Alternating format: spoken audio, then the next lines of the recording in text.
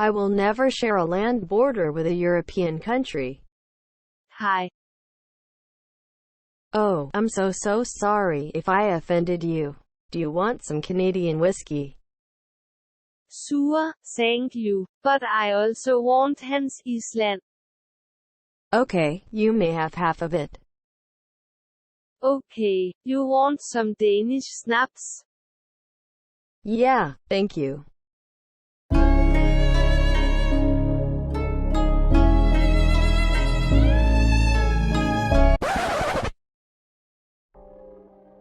You probably get the point by now, but recently, Canada and Denmark agreed to sign a deal that will divide an Arctic island, known as the Hans Island, amongst themselves, ending the so-called Whiskey War. Wait, there's a war? How? And most importantly, how did it happen? Of course, background time. Hans Island is a barren, uninhabited island in the middle of the Kennedy Channel, in the Nares Strait. Wait, where's it?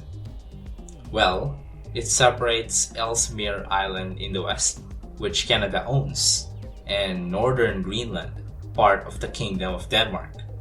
They're so up in the Arctic that you probably can't easily visualize it, unlike the borders of the German Empire or the Ottoman Empire. The island is named after Hans Hendrik, an Arctic explorer. It has a native Greenlandic name of Suersuk. It's just a barren island rock with little to no natural resources, though its relevance might increase later this century due to global warming and the opening of sea lanes in the Arctic. Perhaps not by a lot since it's still extremely remote. Inuits and Vikings may have explored the island, but were generally uncertain of that. But by the 19th century, American and British explorers had been exploring the island. By the 20th century, the British and Canadians were exploring the vast Arctic lands, and so was Denmark, where the Permanent Court of International Justice ruled Greenland was Danish clay. Denmark then proceeded with the Hans Island claim that it was theirs on the basis of Hans Island being part of Greenland. Not much was done though, since Hans Island is located in one of the most remote areas of the planet with agonizing temperatures. From 1972 to 1973, both Canada and Denmark tried to settle which belonged to Canada and which belonged to Denmark with their maritime border, and they came to an agreement to split the strait. One problem: Hans Island lies in the smack middle, and both Canada and Denmark could not agree on who owns the island. And so, they just kind of left the island in diplomatic limbo. However, that doesn't mean they are not serious about the dispute, because they are, very much, and I mean, they deployed their massive military forces and fought each other in a bloody war, sparking World War III. Just kidding. What actually happened is that the dispute was so peaceful and friendly that their weapons were flags, rocks, and somehow liquor, and even Google for some reason. Here's how it progressed. In the 1980s, a Canadian oil company was doing research on the island. Canada, then, is said to have planted their flag and a bottle of Canadian whiskey, hence the name of the war. When the news reached Denmark, the Danish Minister for Greenland visited the island, planted the Danish flag, and left a Danish bottle of liquor and a note which said, "Welcome to the Danish island," in Danish language. The Danish continued to assert their claims by installing a cairn or piles of rock, and they placed a flagpole with a Danish flag in 1988, and again they placed another flagpole with their flag in 1995.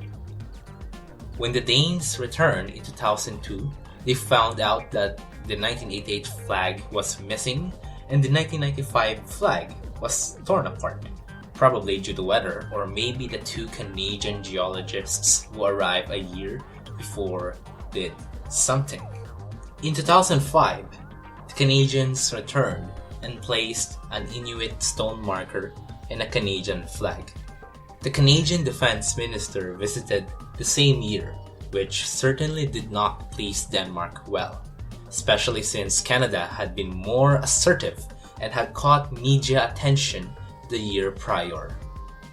The Danes sent their patrol cutter HDMS Tulugak to the island to assert their sovereignty, and they said they would file a formal diplomatic protest.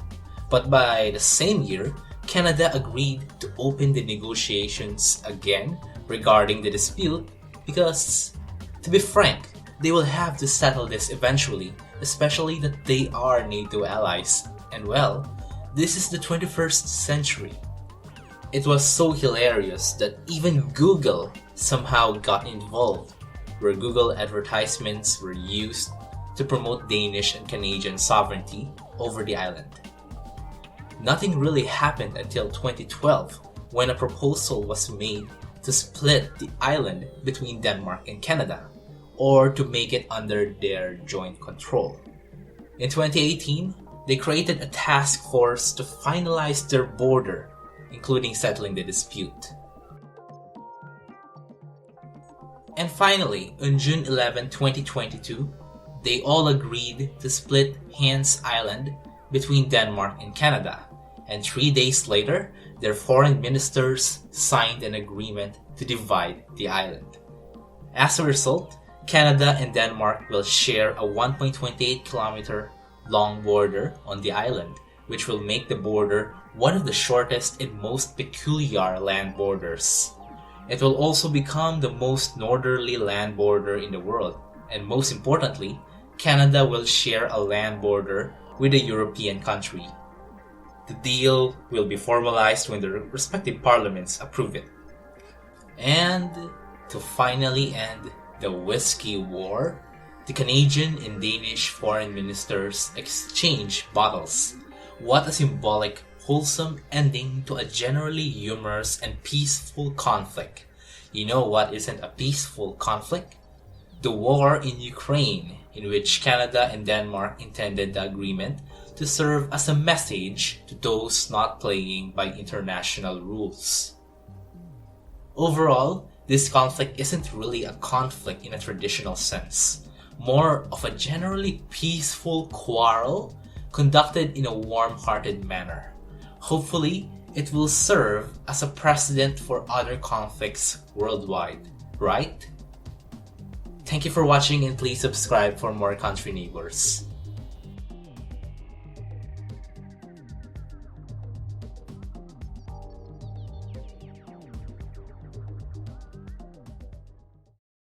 It's an even better idea to declare Hans Island an independent nation, right?